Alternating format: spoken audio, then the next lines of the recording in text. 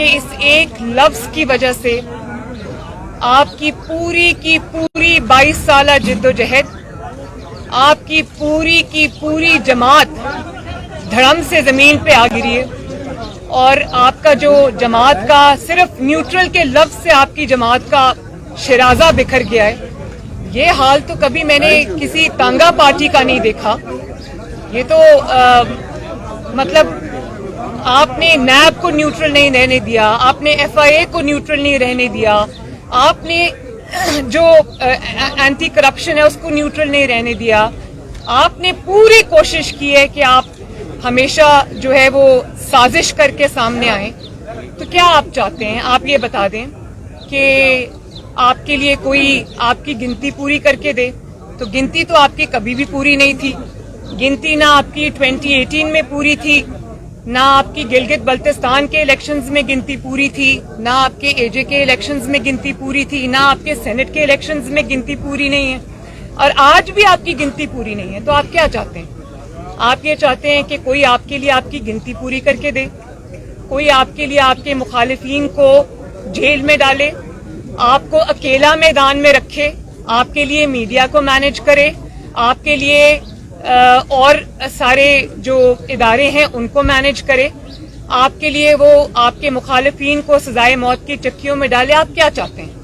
اور اگر کوئی یہ نہیں کر رہا یا کرنے پہ تیار نہیں ہے تو آپ ان کو جانور کہہ رہے ہیں. کیا پیغام آپ دنیا کو دے رہے ہیں بھائی؟ اور بات یہ ہے کہ اگر آئین کی پاسداری، دیکھیں نیوٹرل ہونا کیا ہے؟ آئین کی پاسداری ہے نا، وہ ہر محب وطن پاکستانی، چاہے وہ آپ ہوں یا میں ہوں یا کوئی سیاسی جماعت ہو، یہ تو ایک اچھی بات ہے کہ کوئی اگر جو آئین احکامات دیتا ہے، آئین اپنی جو آئین کی اگر کوئی پاسداری کی بات کر رہے ہیں تو یہ تو اچھی بات ہے. اس پہ اتنا سیخ پا ہونے کی، اتنا ناراض ہونے کی اور اتنا مچھلی کی طرح تڑپنے کی ضرورت نہیں ہے. میرا خیال ہے کہ یہ بالکل ہی ایک اس سے صاف پتہ چلتا ہے کہ کیونکہ آپ کے جو الیکٹورل پراسپیکٹس ہیں، جو آپ کو نظر آتا ہے، آپ کی جو کارکردگی رہی ہے، گورننس نام کی کوئی چیز پورے پاکستان میں آپ کو نظر نہیں آتی، اور اس سب کے باوجود آپ کا یہ حال ہو گیا ہے کہ آپ کے جو جماعت ہے وہ ساری ٹوٹ کے بکھر گئی ہے. لوگ آپ کی وجہ سے اپنے حلقوں میں نہیں جا سکتے. آپ کے اپنے MNAs MPs کو اپنی اگلی پولیٹیکل فیوچر کی فکر ہے. تو آپ کو یہ پتہ ہے کہ یہ گیم آپ ہار چکے ہیں اور اگلا الیکشن بھی جو ہے وہ آپ کے ہاتھ سے چلا گیا ہے. تو اب آپ یہ جو آوازیں دے رہے ہیں یہ آپ کی آوازیں نہیں ہیں، یہ چیخیں ہیں کہ مجھے بچا لو بچا لو. تو میں آپ کو یہ کہنا چاہتی ہوں کہ آپ کو بچانے اب کوئی نہیں آئے گا. آپ کی game is now over. Madam میرا سوال یہ رضا روز ٹی وی سے ہوں. میڈم میرا سوال یہ ہے کہ عمران خان نے کہا ہے کہ جو ووٹ ڈالنے جائے گا طریقے سے اس کو 10 لاکھ لوگوں سے گزرنا پڑے گا. اوہ بھائی 10 بندے تو آپ سے اپنے پورے نہیں ہو رہے اور آپ 10 لاکھ بندوں کو نکالنے چلیں. بھائی اپنے 10 بندے پورے کر لو، آپ کو 10 لاکھ لوگوں کو لانے کی مشقت نہیں کرنی پڑے گی. اور کبھی آپ کہتے ہیں کہ میرے خلاف سازش ہو گئی، میرے خلاف انٹرنل سازش ہو گئی، چور مل گئے، ڈاکو مل گئے، سازش ہو گئی. پھر جب آپ کو اور کچھ سمجھ نہیں آتی تو آپ کہتے ہیں انٹرنیشنل سازش ہو گئی میرے خلاف. اس پہ بھی ہم ابھی بات کرتے ہیں. لیکن بات یہ ہے کہ آپ کے ناک کے نیچے سے آپ کے وزیر اعظم کی کرسی پہ موجود ہونے کے باوجود آپ کی پوری پارٹی آپ کے ریت کی طرح کھسک گئی، نکل گئی ہے ہاتھوں سے. تو آپ کس کو الزام دے رہے ہیں؟ اگر آپ نے کچھ پرفارمنس دکھائی ہوتی، عوام کا خیال رکھا ہوتا، آپ نے کوئی عوام کی بھوک افلاس کے بارے میں سوچا ہوتا، مہنگی چینی، مہنگا آٹا، مہنگی بجلی، مہنگی دال، مہنگا تیل، مہنگا پیٹرول، مہنگا ڈیزل، اس کے بارے میں آپ نے قیمتوں کے بارے میں کبھی سوچا ہوتا تو آپ کو آج یہ دن نہ دیکھنا پڑتا. اور بات یہ ہے کہ کبھی آپ ان کو کہتے ہیں، اپنے ممبران کو آپ کہتے ہیں کہ بک گئے.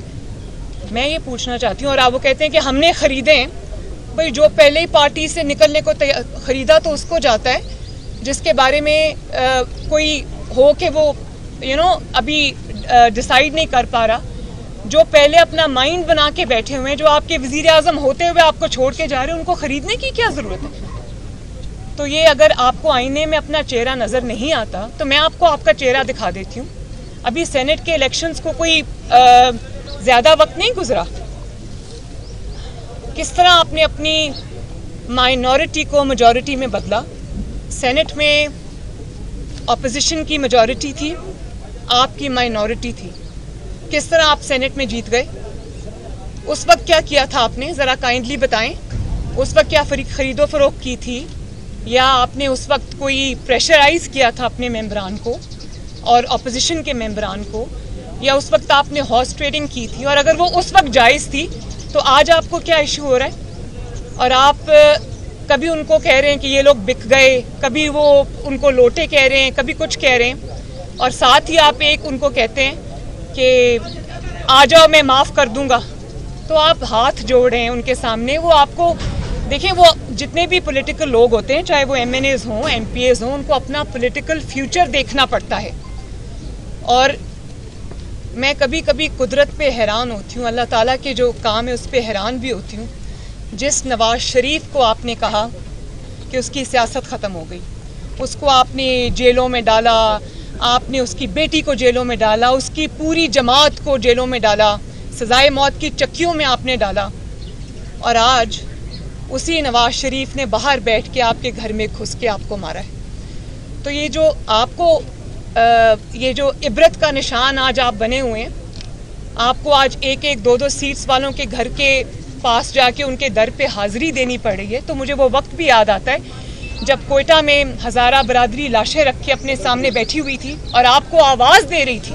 آپ ان کے حکمران تھے, جعلی صحیح لیکن آپ ان کے حکمران تھے. میں وہاں گئی, میں نے دیکھا پورے خاندان اجڑ گئے تھے, دفنانے والے کوئی نہیں بچے تھے. وہ لاشیں آگے رکھ کے آپ کو بلا رہے تھے اور آپ کہہ رہے تھے کہ میں لاشوں سے بلیک میل نہیں ہوں گا. مری میں لوگ منو برف تلے دب گئے, کوئی نہیں پہنچا ان کی حالت زار پوچھنے کے لیے, عوام کو دیکھنے کے لیے. تو یہ تو آپ کا حال تھا, تو آپ تو بلیک میل نہیں ہوتے تھے. آج آپ ایک ایک دو دو سیٹس والوں کے در پہ جب میں آپ کو سر جھکاتے دیکھتی ہوں تو مجھے بڑا اللہ تعالیٰ کا خوف آتا ہے. آپ آج مکافات عمل کا شکار ہوئے, کسی سازش کا شکار نہیں ہوئے. اپنے تکبر کا, اپنے غرور کا, اپنے بڑے بولوں کا شکار ہوئے. مریم صاحبہ, آپ کے ایک وزیر اور پھر آپ کہتے ہیں کہ آپ کے خلاف انٹرنیشنل سازش ہوئی ہے. میں آپ سے یہ پوچھنا چاہتی ہوں کہ کسی ملک کو آپ کے خلاف سازش کرنے کی ضرورت نہیں ہے, آپ خود ہی اپنے لیے کافی ہیں. مجھے پہلے یہ بتائیں کہ اب آپ کو آج یاد آ گیا کہ انٹرنیشنل سازش ہو رہی ہے آپ کے خلاف, اور دوسرے ملک انوالوڈ ہیں آپ کے خلاف سازش کرنے میں, اور آپ کہتے ہیں کہ ہم خود مختار ہیں. کل آپ نے بھارت کی تعریف بھی کی, خود مختاری کی, اور میں کیونکہ خود مختار ہوں, میری خود مختار ایک فارن پالیسی ہے تو اس کی سزا مجھے ملی ہے. تو میں آپ کو آئینہ دکھانا چاہتی ہوں اور میں آپ سے یہ پوچھنا چاہتی ہوں کہ ابھی کچھ دیر پہلے تو آپ بائیڈن صاحب کی کال کا انتظار کر رہے تھے اور پوری کوششیں کر رہے تھے کہ وہ کسی طرح آپ کو کال کر لیں, اور وہ کال جب نہیں آئی تو آپ کو خود مختاری یاد آ گئی. ابھی چند مہینے پہلے کی بات ہے کہ جب آپ امریکہ گئے تھے, وہاں سے واپسی پہ جب آپ کشمیر کا سودا کر آئے تھے تو آپ کہہ رہے تھے کہ مجھے آج ایسے لگ رہا ہے کہ میں ورلڈ کپ جیت کے آیا ہوں. تو اس وقت آپ کی خود مختاری کہاں سو رہی تھی؟ تو کسی کو آپ کے خلاف سازش کرنے کی ضرورت نہیں ہے. اور یہ جو سازش والا پروپیگنڈا ہے نا, یہ آپ نہ کریں. لوگ ہنستے ہیں آپ کے اوپر, آپ کی نا اہلی, آپ کی نا لائکی, آپ کی نا سمجھی, آپ کی نا عاقبت اندیشی کی وجہ سے پاکستان نے آج ہر ملک جو ہے وہ اس کو آپ نے ناراض کر دیا. پاکستان کے دوست ممالک جو ہسٹوریکلی آپ کے دوست رہے ہیں, آج وہ بھی آپ سے ناراض بیٹھے ہیں, کیونکہ آپ کو پتہ ہی نہیں ہے کہ ملک کس طرح چلایا جاتا ہے, فارن پالیسی کس چیز کا نام ہے, اور کس طرح آپ نے ایک ایک گن کے میں آپ کو گنوا سکتی ہوں کس طرح آپ نے تعلقات خراب کیے ہیں.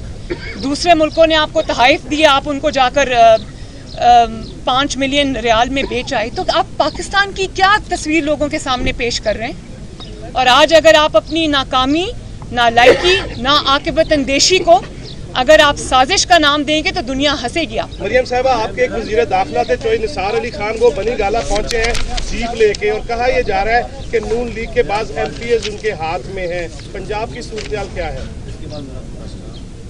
بڑی مزیدار خیز بات ہے یہ. اور سوال جی.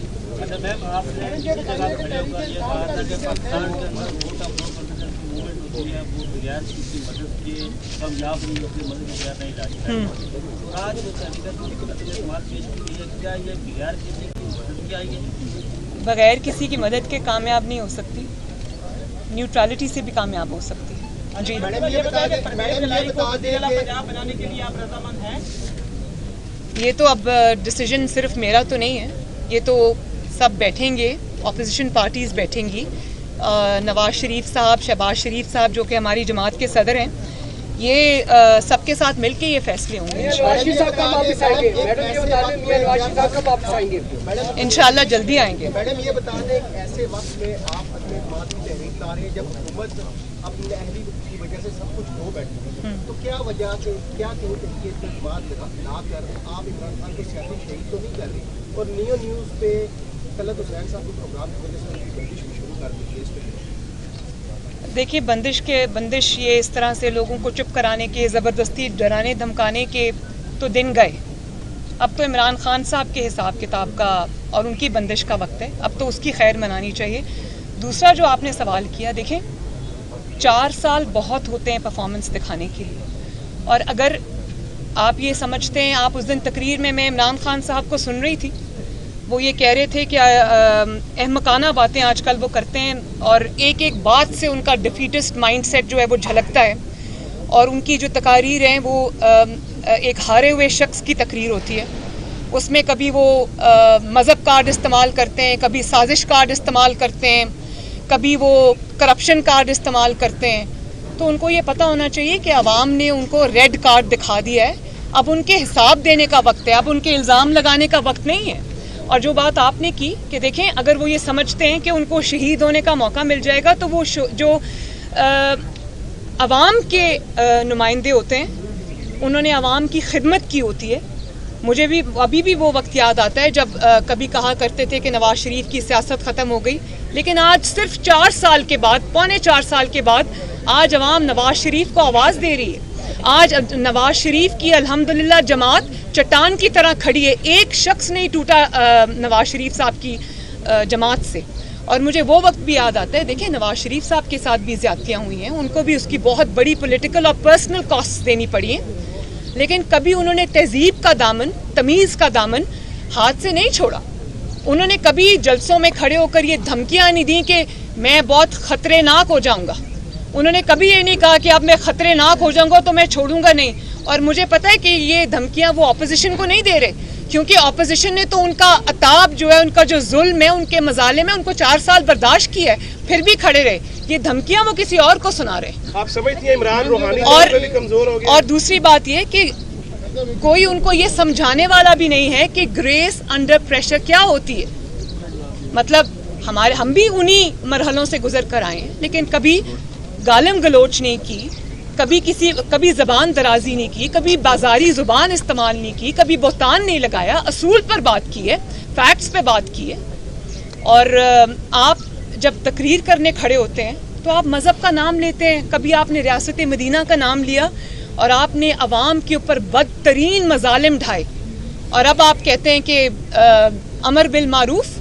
अमर बिल मारूफ का मतलब है कि नेकी का हुक्म दो और नहीं अनिल मुनकर कि आप बुराई से रोको। तो आपने जो अपने जलसे का नाम रखा है अमर बिल मारूफ, तो मैं आपसे ये पूछना चाहती हूँ कि आप कौन सी नेकी है, कौन सी अच्छाई है जिसका हुक्म दे रहे हैं लोगों को? क्या आप लोगों को ये बता रहे हैं कि आपने जो आटे की कीमतें, चीनी की कीमतें, डीजल की कीमतें, पेट्रोल की कीमतें, तेल की कीमतें, सब्जियों की कीमतें, दाल की कीमतें, दवाइयों की कीमतें आपने आसमान पर पहुँचा दी हैं, तो क्या उस अच्छाई में आपका साथ दें? या आप खड़े होकर जब जलसों में बदतमीज़ी करते हैं, बदतहजीबी करते हैं, अपने मुखालिफिन को नाम ले लेके बुलाते हैं? कभी मौलाना फजल रहमान साहब एक सीनियर सियासतदान हैं, आप उनके मुखालिफ बात कर सकते हैं, उनके ख़िलाफ़ बात कर सकते हैं, आप उनके ऊपर सियासी बात कर सकते हैं, लेकिन जिस तरह आप खड़े होकर इल्काबात से नवाजते हैं तो आपको वो हदीस नहीं पता। एक हदीस ये भी है, या कन्वीनियंटली आपने वो चीज़ याद, मज़हब के लिबादे में अपनी बदतमीज़ी को उड़ाना है, तो वो भी एक हदीस है कि नाम लोगों के नाम रखने से और उनको इल्काबात से नवाजने से मना किया है, तो वो आप कन्वीनियंटली भूल जाते हैं। बिलावल को आप कहते हैं कि उसकी उर्दू अच्छी नहीं, उसकी आप नकलें उतारते हैं, मस्खरे लगते हैं आप जब ये काम करते हैं। तो क्या लामहला आपके दिमाग में ये बात नहीं आती कि जो शख्स, ये भी सल्लल्लाहु अलैहि वसल्लम नहीं कह सकता, जो शख्स रूहानियत को रूहानियत कहता है, जो शख्स खातमुन नबीयीन अपने हल्फ में नहीं कह सकता, उसको क्या ये हक हासिल है कि वो दूसरों पे तनकीद करे? बल्कि जो आपने कल्चर बदतमीज़ी का, बदतहजीबी का पाकिस्तान के अंदर इंट्रोड्यूस कर दिया है, मैं बतौर माँ अपनी पाकिस्तान की माँओं से ये गुजारिश करती हूँ कि आजकल जब एक ज़हनी तवाज़न ख़राब शख्स अगर टीवी पर आकर बदतमीज़ी करता है और बदतमीज़ी की तरगीब देता है, तो अपने बच्चों को काइंडली वहाँ से उठा दिया करें कि हम नहीं चाहते कि हमारे बच्चों के अंदर ये कल्चर जो है वो सरायत करे। मैम ये बताइए कि तहरीक इंसाफ का मीडिया सेल जो रियासती इदारों के खिलाफ आज प्रोपेगेंडा कर रहा है, उस पर आप देखिए, मैंने पहले भी इस बात का जवाब दे दिया, मैं एक दफ़ा फिर से जवाब दे देती हूँ कि अगर न्यूट्रल का मतलब ये है कि आपकी अब मदद को कोई नहीं आ रहा और न्यूट्रल का आप ये मतलब निकाल रहे हैं कि वो सब आपको आके बचाएं, तो देखिए न्यूट्रल होने का मतलब इसी की जिद्दोजहद हमने भी की है। और हर आइन पसंद शहरी, आइन एक पाकिस्तान का आइन है, उसकी पासदारी ज़रूरी है और अगर उसकी पासदारी करना कोई कर रहा है तो ये अच्छी बात है, इसको तो वेलकम करना चाहिए, इसी के लिए तो हमने स्ट्रगल की है। तो मैं आपको पहले बता चुकी हूँ कि ये जो गालम गलोच आजकल आप सोशल मीडिया पे भी देख रहे हैं, तहजीब के दायरे में रह के बात करें, गालम गलोच नहीं। हम क्या कुछ नहीं बर्दाश्त करके आए। कभी नवाज शरीफ साहब को आपने देखा है कि स्टेज पे चढ़ के वो किसी को माइक पकड़ के धमकियां दे कि मैं छोड़ूंगा नहीं, मैं खतरनाक हो गया हूँ, तो और मैं जब आऊँगा तो मैं और ज़्यादा मैं अंदर। भाई तुम कौन सा ऐसा काम है जो तुम नहीं कर सके? कर चुके हो तुम ये सब काम, इसी वजह से तुम्हारा आज ये हाल हुआ है, ये मत भूलो। तो गालिम गलोच से नहीं, तहजीब से, तमीज़ से बात करो, बाजारी जुबान इस्तेमाल मत करो। मैडम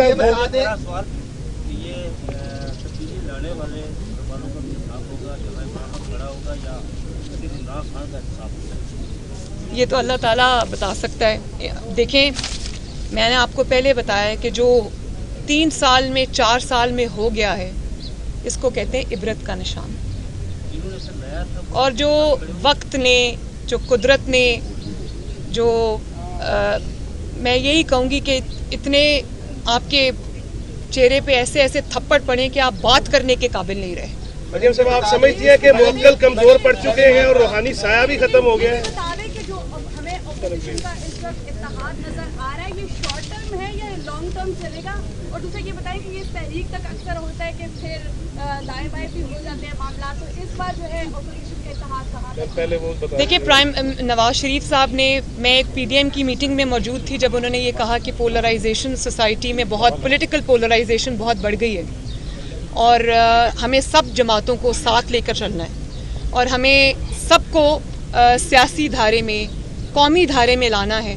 तो मैं ये समझती हूँ कि इमरान खान ने जो पोलराइजेशन को उन्होंने फ़रोग़ दिया है, हमें उसका सद्देबाब करना है। हमें तमाम कुव्वतों को साथ लेकर चलना है। हमें एक नेशनल कंसेंसस, नेशनल रिकन्सिलिएशन की ज़रूरत है ताकि पाकिस्तान फिर से जो है वो तरक्की के सफ़र पे। का तो खर्चा नहीं है मैडम, ये बता दें कि इलेक्शन जब ये वोट शुरू हो जाएगा, अगली वज़ीर आज़म जिसको देखें, मरियम नवाज, बिलावल भुट्टो या कोई नया चेहरा? और ये इत्तेहाद का भी बता दें कि ये शॉर्ट टर्म है या लॉन्ग टर्म है, क्योंकि मैंने आपको इसका जवाब दिया है जी। और कोई सवाल है? मुफ्ती मुद्रा ये कह रहे हैं, मुफ्ती मुद्रा बार-बार ये कह रहे हैं कि वज़ीर आज़म जिसको देखनी है, देखिए, मैं नहीं, देखिए ये तो अल्लाह ताला को पता है और ये इंशाल्लाह बैठ के फैसला करेंगे। हमारे कैंडिडेट तो शहबाज शरीफ साहब हैं और मैं जो बात अभी करना चाहती हूँ वो ये है कि देखिए, अभी मुझे पता चला है कि अब कोर्ट में भी अपोजिशन गई है आज सुप्रीम कोर्ट में और ये डिले करना चाहते हैं। तो देखें, आइन कोई मोम की नाक नहीं है जिसको आप अपनी हुकूमत बचाने के लिए, अपना इक़्तिदार बचाने के लिए आप कभी इधर मोड़ दें और कभी इधर मोड़ दें। आइन में साफ तौर पर लिखा है कि तहरीक अदम एतमाद जमा होने के बाद 14 दिन के अंदर अंदर इजलास बुलाया जाना चाहिए। तो 14 दिन तो 22 मार्च को पूरे हो जाते हैं और उसके बाद 7 दिन के अंदर अंदर आपको वोटिंग करानी है। अब देखिए, आप, मुझे नहीं पता आप टाइम क्यों बाय करना चाहते हैं। तो आइन को, आइन ना समझने की, आइन की बात ना मानने की, आइन के अहकामात ना मानने की सज़ा एक ही है और वो है आर्टिकल 6।